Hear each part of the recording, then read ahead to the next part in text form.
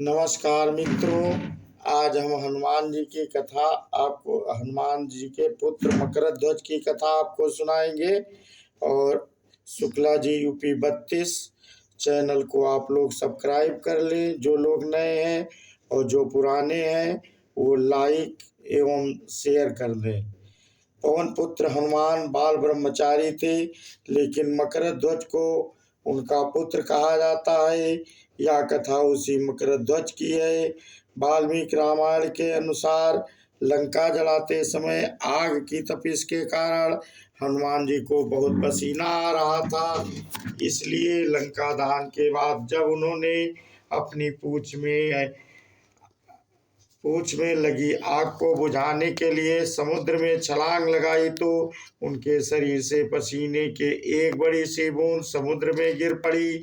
उस समय एक बड़ी मछली ने भोजन समझकर बूंद निगल ली। उसके उदर में जाकर वह बूंद एक शरीर में बदल गई। एक दिन पाताल के असुराज रावण सेवकों ने उस मछली को पकड़ लिया। जब वे उसका पेट चीर रहे थे, तो उसमें से बानर की आकृति का एक मनुष्य निकला। वे उसे अहिरावण के पास ले गए। अहिरावण ने उसे पातालपुरी का रक्षक नियुक्त कर दिया। यही वानर हनुमान पुत्र मकरध्वज के नाम से प्रसिद्ध हुआ। जब रावण युद्ध हो रहा था, तब रावण की आज्ञानुसार अहिरावण राम लक्ष्मण का अपहरण कर उन्हें पातालपुरी ले गया। उनके अपहरण से वानर सेना भयभीत व शोकाकुल हो गई, लेकिन विभीषण ने यह भेद हनुमान के समक्ष प्रकट कर दिया। तब राम लक्ष्मण की सहायता के लिए हनुमान जी पातालपुरी पहुँचे। जब उन्होंने पातालपुरी के द्वार पर एक बानर को देखा, तो वे आश्चर्यचकित हो गए। उन्होंने मकरध्वज से पूछा। मकरध्वज अपना परिचय देते हुआ बोला, मैं हनुमान पुत्र मकरध्वज हूँ और पातालपुरी का द्वारपाल हूँ। मकरध्वज की बात सुनकर हनुमान क्रोधित होकर बोले, या तुम क्या कह रहे हो दुष्ट? मैं बाल ब्रह्मचारी हूँ, फिर भला मेरे पुत्र कैसे हो सकते हो? हनुमान का परिचय पाते ही मकरध्वज उनके चरणों में गिर गया और उन्हें प्रणाम कर अपनी उत्पत्ति की कथा सुनाई। हनुमान जी ने मान लिया कि वह उनका ही पुत्र है, लेकिन यह कहकर कि वे अभी अपने श्री राम और लक्ष्मण को लेने आए हैं।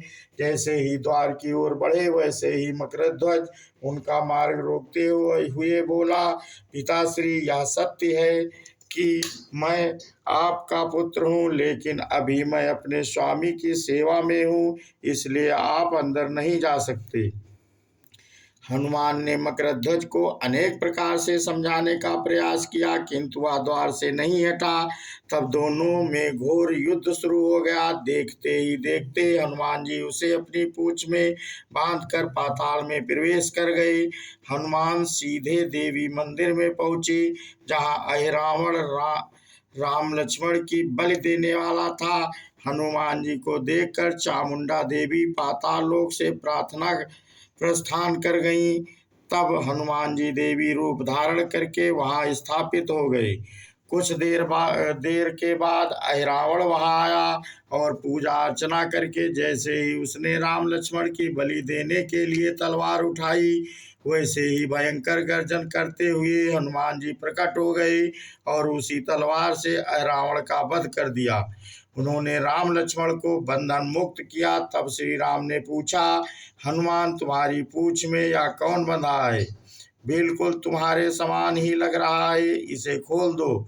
हनुमान ने मकरध्वज का परिचय देकर उसे बंधन मुक्त कर दिया।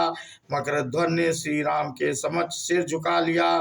तब श्री राम ने मकरध्वज का राज्याभिषेक कर उसे पाताल का राजा घोषित कर दिया और कहा कि भविष्य में वह अपने पिता के समान दूसरों की सेवा करे। यह सुनकर मकरध्वज ने तीनों को प्रणाम किया। तीनों उसे आशीर्वाद देकर वहां से प्रस्थान कर गए। इस प्रकार मकरध्वज हनुमान पुत्र कहलाए। बोलो श्यावर रामचंद्र की जय।